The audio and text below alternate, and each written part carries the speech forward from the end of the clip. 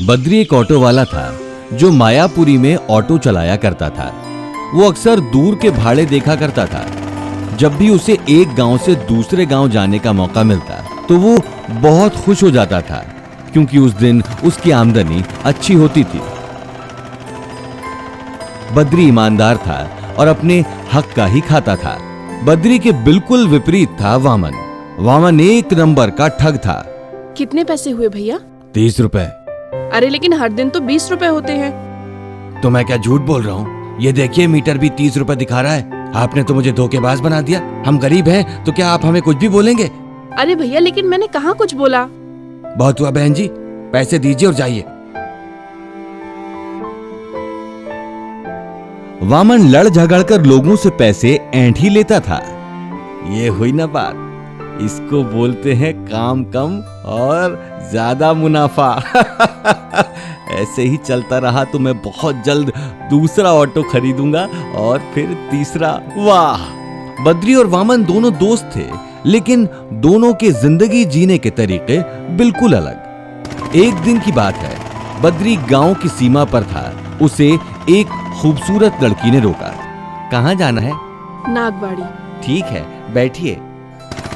वो लड़की बद्री के ऑटो में बैठ गई। बद्री ऑटो चलाने लगा। क्या नाम है तुम्हारा? बद्री। यही मायापुरी में रहता हूँ दीदी। घर में कौन कौन है? बस मैं और मेरी बूढ़ी माँ। ऑटो चलाकर घर चल जाता है क्या? हाँ दीदी, ईमानदारी से पैसे कमाता हूँ, भर पेट खाता हूँ, और क्या चाहिए? बस इतना ही चाहिए? हाँ दीदी, माँ कहती है कि इच्छाएं ही लालच का कारण बनती हैं, इसलिए जितनी कम इच्छाएं उतना अच्छा। सही कहती है तुम्हारी माँ। वैसे आप कहाँ जा रही हैं अकेले? अपने परिवार के पास। वो नागवाड़ी में रहते हैं। अच्छा अच्छा। और कुछ ही देर में बद्री नागवाड़ी पहुंच गया। यहां तो कुछ नजर नहीं आ रहा। मैं आपको आपके घर छोड़ देता हूं दीदी। नहीं नहीं, यही मेरा घर है। तुम बहुत अच्छे इंसान हो बद्री, ये लो। उस लड़की ने बद्री को मुट्ठी भर के सोने के सिक्के दिए और अपने सर्प रूप में आ गई। बद्री थोड़ा डर गया, पर वो लड़की चुपचाप वहां से चली गई। जब बद्री ने अपने हाथों में रखे सिक्के देखे तो उसकी आंखें फटी की फटी रह गईं। जब बद्री अपने गांव पहुंचा तो वो कुछ गुमसुम सा लग रहा था।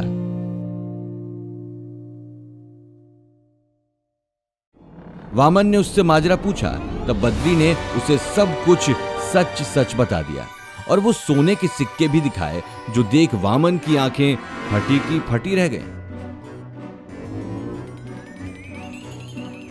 बद्री वहां से चला गया, पर वामन के मन में सोने के सिक्कों का लालच आ गया। अगले दिन वामन गांव के बाहर उसी लड़की का इंतजार करने लगा। शाम होते ही वो लड़की आ गई। भैया, नागवाड़ी चलोगे? ये सुनते ही वामन खुश हो गया।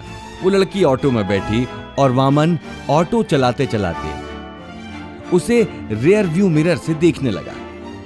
क्या बात है, तुम इतना ताका झाकी क्यों कर रहे हो? कुछ नहीं। वो बद्री मेरा दोस्त है ना, उसने मुझे कल सब कुछ बता दिया था। अच्छा, तो तुम उस चक्कर में यहाँ आए हो? अब वो नहीं, अब मैं तो।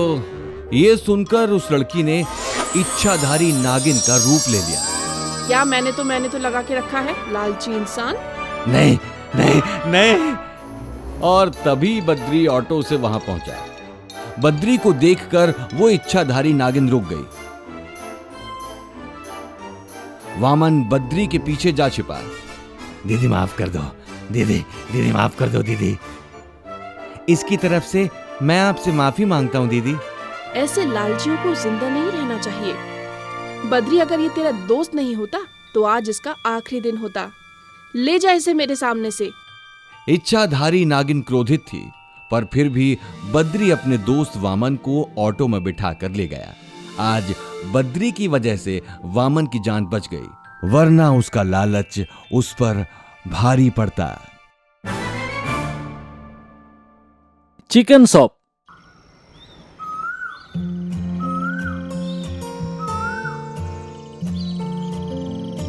मुंबई से कुछ ही दूर पर रेड बर्ड नाम की एक मुर्गियों की पोल्ट्री थी।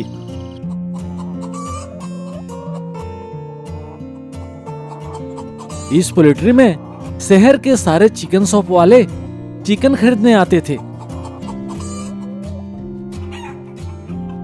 पोल्ट्री पे 2 काउंटर थे, एक नॉर्मल मुर्गियों के लिए जिसका प्राइस 60 रुपये था और एक थोड़ी बीमार मुर्गियों के लिए जिसका दाम 30 रुपये था।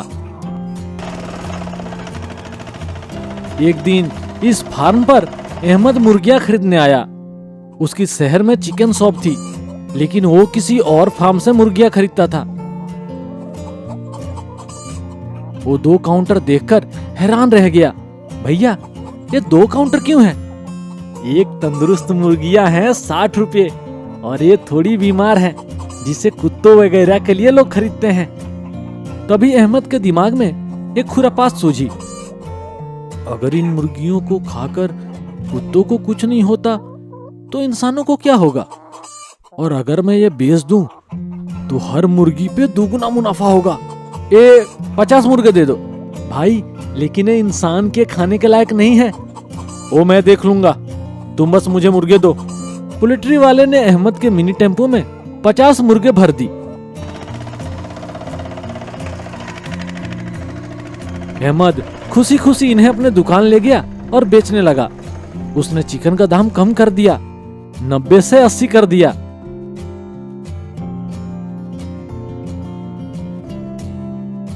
भाई, ये तो बहुत अच्छा किया कि दाम घटा दिया। भला आजकल की महंगाई में ऐसा कहीं होता है क्या? बहन, मैं तो अपने ग्राहकों का सोचता हूँ। मुझे भला थोड़े पैसे कम मिले, पर मेरे ग्राहकों को मुनाफा होना चाहिए। अहमद की चिकनी चुपड़ी बातों पर ग्राहक फिसल जाते, पर उन्हें कहां पता था कि अहमद उनकी जिंदगियों के साथ खेल रहा है। घटे हुए दाम देखकर ग्राहकों ने भीड़ लगाना शुरू कर दिया।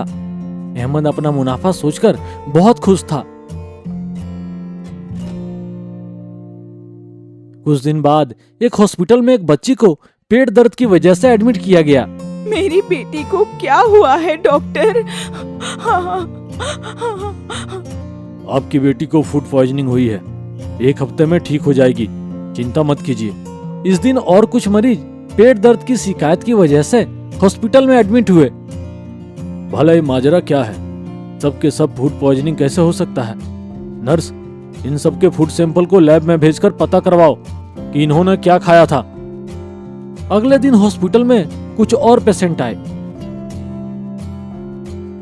नर्स, वो कल के पेशेंट की लैब रिपोर्ट आई? जी सर, ये रही। डॉक्टर ने वो रिपोर्ट देखी और दंग रह गए। नर्स, आप जल्द से जल्द पुलिस को कॉल कीजिए। कुछ देर बाद पुलिस इंस्पेक्टर वहां आ गया। ये देखिए सर, कल 10 पेशेंट और आज 6, इन सबको फूड पॉइजनिंग हुई है, वो भी चिकन खाने की वजह से। जरूर कोई चिकन वाला इन सबकी जिंदगियों से खेल रहा है। ओह, हमें उसे जल्दी अरेस्ट करना होगा, वरना बहुत लोगों की जान जा सकती है। इंस्पेक्टर एक पेशेंट की मां के पास गया। सुनिए, क्या आप बता सकती हैं कि बच्ची का खाया हुआ चिकन आपने कहां से खरीदा था? अहमद भाई की दुकान से। उनकी दुकान नुक्कड़ पे है। और फिर पुलिस और फूड डिपार्टमेंट ने अहमद की दुकान पर छापा मारा। सर, ये सब चिकन बीमार है, इन्हें कुत्तों को खाने के लिए बेचा जाता है और ये इंसान इन्हें इंसानों को खिला रहा है। नहीं सर, मेरी बात तो सुनिए। आप जेल में जाकर चिकन बेचो।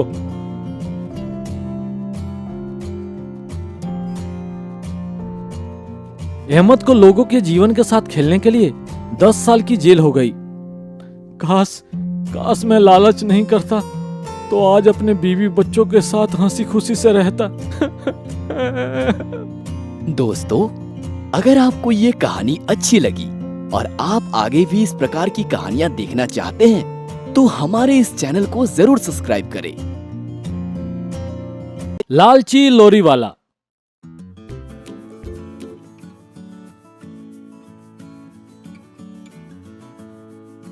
सेठ बनवारी लाल का धान का व्यापार था। बनवारी लाल का गोदाम शहर से दूर बीलापुर में था।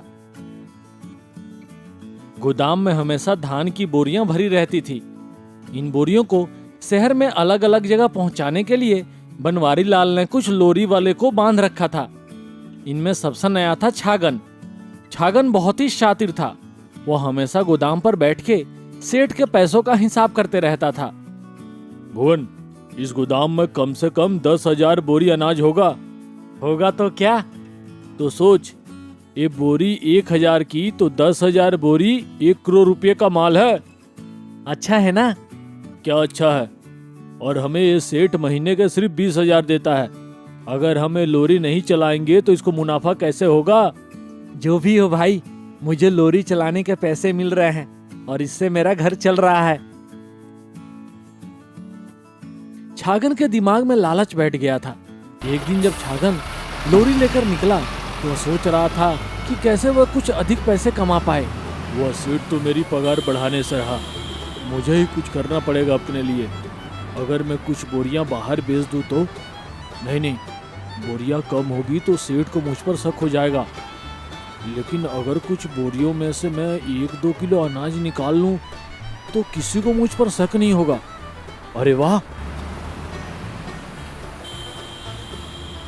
छागन ने गाड़ी किनारे लगाई। फिर उसने ड्राइवर के केबिन से 2 खाली बोरियां और एक माप निकाला। छागन लोरी में चढ़ गया और उसने बोरियों में से माप भरकर अनाज निकाला और खाली बोरियां भरने लगा। जल्दी ही छागन की दोनों खाली बोरियां भर गई। अब इसे केबिन में रख देता हूं जिससे किसी की नजर ना जाए।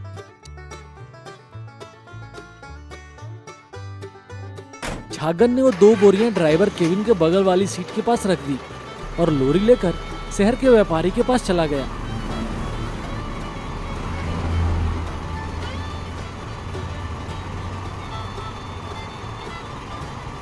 व्यापारी ने हमेशा की तरह बोरियां अनलोड की और रिसिप्ट वाली पर्ची पर साइन कर दिया। अब छागन यहां से निकला। उसे वह दोनों बोरियां बेचनी थी। वह एक किराने की दुकान के पास रुक गया। भाई, अनाज खरीदोगे? रोज 2 बोरियां दे सकता हूँ। क्या दाम लोगे? वैसे तो दाम 1,000 रुपये है, पर तुम्हारे लिए सिर्फ 800। रोज 2 बोरी दे सकते हो? हाँ, बड़े आराम से। दुकानदार ने छागन को 1,600 रुपये दे दिए और छागन अपनी ऊपरी कमाई देखकर बहुत खुश हुआ। ये हुई न बात, सिर्फ थोड़ा सा दिमाग और मुफ्त के पैसे। वाह वाह छागन, तेरा जवाब नहीं। अगले कुछ दिनों तक छागन यही करता था। वह रोज लोरी साइड में लगाकर अनाज चोरी करता था और फिर उसे किराने की दुकान पर बेचता था। अचानक एक दिन बनवारी लाल को शहर की दुकान से फोन आया। ऐसे कैसे हो सकता है? हम तो बराबर माप कर ही बोरी भरते हैं। बनवारी को समझ आ गया कि कुछ तो गड़बड़ है। सिर्फ सेठ जी की ये शिकायत है, मतलब यहाँ से बोरियां बाहर जाने के बाद कुछ तो गड़बड़ हो रही है। शायद छागन कुछ कर रहा है। उस दिन छागन के लोरी निकलते ही बनवारी लाल ने लोरी का पीछा किया अपने कार से। बनवारी लाल ने देखा कि छागन ने लोरी साइड में लगा दी और अनाज चोरी करके दूसरी बोरियों में भरने लगा। तो ये माजरा है। बनवारी लाल ने अपने महंगे फोन से छागन का वीडियो बनाया। उन्होंने छागन का पीछा जारी रखा। छागन ने बोरियां सेठ जी के यहाँ दे दी और साइन भी ले आया। फिर छागन एक किराने की दुकान पर गया और वहां वो दोनों बोरियां बेच दी। यह भी सेठ ने रिकॉर्ड कर लिया। इस दिन जब छागन शाम में अपने घर पर था तो सेठ जी पुलिस ले आए। नवा खराम, जिस थाली से खाता है उसी में छेद करता है। पुलिस ने छागन को गिरफ्तार कर लिया और उसे 7 साल की जेल हो गई। छागन को अपने लालच का फल मिल गया।